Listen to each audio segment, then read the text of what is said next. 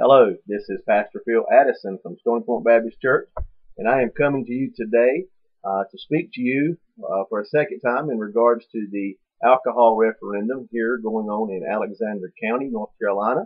And I just wanted to spend a little bit of time and share some common sense.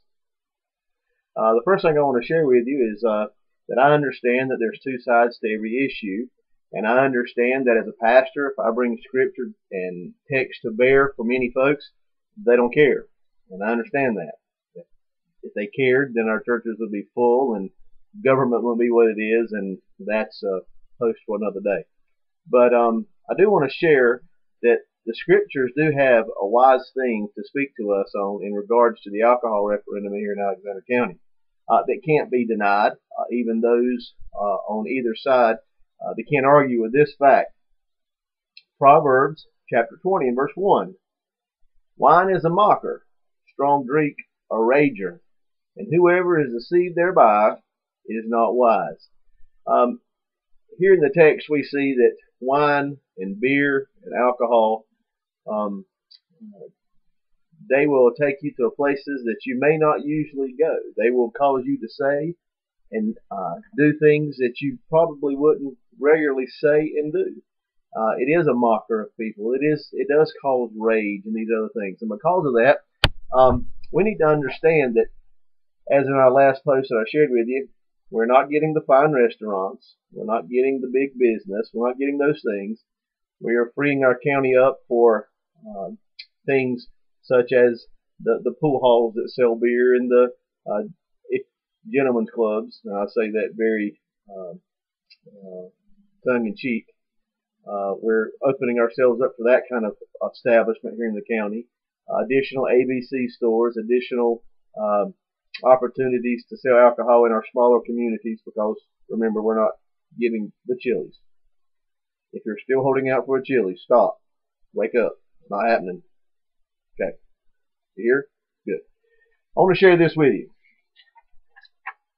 Now, this, again, is not the statistics of Stony Point Baptist Church. They're not my statistics. They're not Alexander County, Alexander Citizens and Faith and Family Values statistics. These are the statistics that I would like to share with you from the Charlotte Observer. Police study links crime to ABC licensed sites. And that's what those for the future of Alexander County want to bring to us. Okay. Using a computer, Charlotte Police analysis drew a 500-foot circle around every convenience store, nightclub, and liquor outlet in the county.